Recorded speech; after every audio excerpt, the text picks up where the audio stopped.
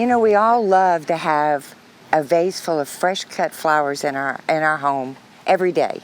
And again, we let this fall and winter season slip by us because I know it doesn't register with people how much you can do to have a cutting garden this time of year. Definitely. In fact, some of the things that we love as traditional cutting garden plants, grandmother's garden, That's the cottage garden style, only do well here in the winter. So Right. this is the time to get them in and enjoy them. And then, you know, we know that in the summertime they may fade away and rest until next winter, but this is their season. Right. So we just ran through the nursery literally.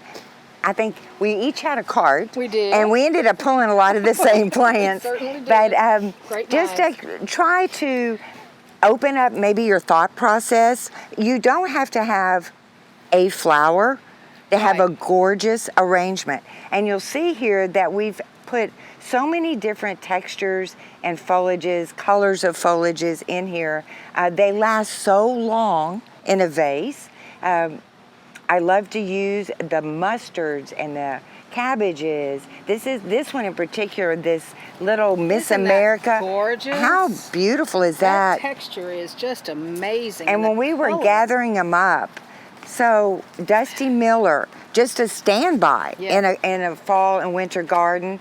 But how beautiful is this? Just this in a Very vase. nice. Very nice. And In a vase, last. on a tabletop, either one, just absolutely beautiful.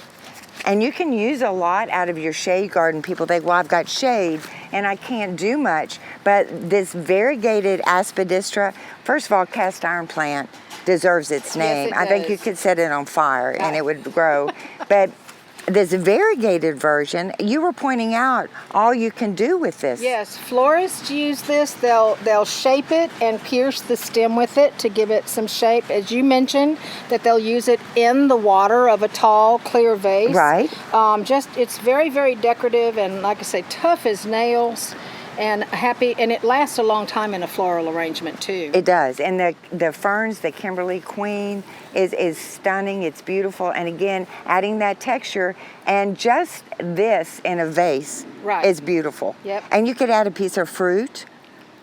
You know, put lemons down Yeah, in your sure water. I could. mean, there's so much you can do. lemons in the water are beautiful. They are. And one thing we both commented on too, we sort of followed our nose as we were going around. Sure did. And you can't leave off this. No, my gosh, so beautiful. How wonderful is that? The stalk, you put this in a vase in a room overnight, it just transforms it. It does, and there's several things that do that. The dianthus, the phlox, the pansies. Some of them, you just want to follow your nose, as you mentioned, and get down in there.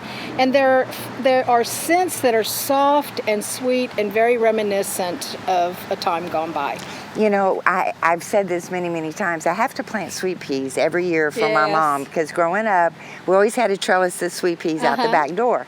So sweet peas, I pulled the seeds here. You can grow, if you don't have room for a trellis or an Right. obelisk, you can grow the knee-highs. Yes, you can. Grow them from seed. We do carry the transplants if you prefer to go that route, but you can't not have sweet peas. No, you can't not have sweet peas, and they come in literally every color of the rainbow. They do. And as you mentioned, sweet peas, larkspur, delphinium, poppies, you've got to get them at foxglove Right. in the ground now Yes. to enjoy that Right. very early spring through Easter. Yes, you can start honestly planting as soon as the temperatures start to modify in late October.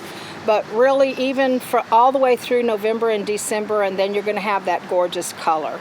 And some of these can be grown from transplants and seed, and that's a good way to get some succession planting in the garden as well. Right, right. Use your transplants for instant impact, and then scatter your seeds so that you have them all winter long. Right. And I didn't go grab any, but rosemary would be great.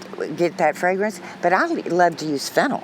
Yes, yeah. In an fennel's a good arrangement, one. yep. Yes, it is. And as you mentioned too, a lot of these are perennial. Right, they are perennial, and like I say, this is their best season.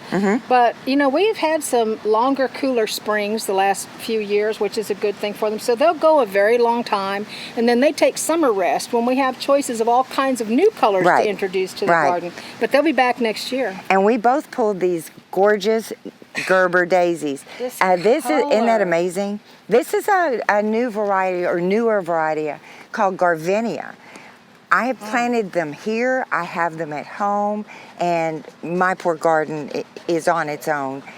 Those guys, I can truthfully say, bloom year round. They're on the north side of my house, and again here.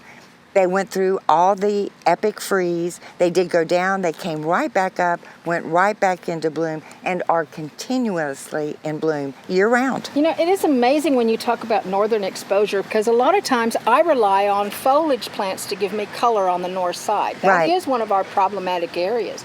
But the idea that you can get that much color out of bloom in a northern exposure is kind of exciting. And no mildew. That's wonderful. Yeah.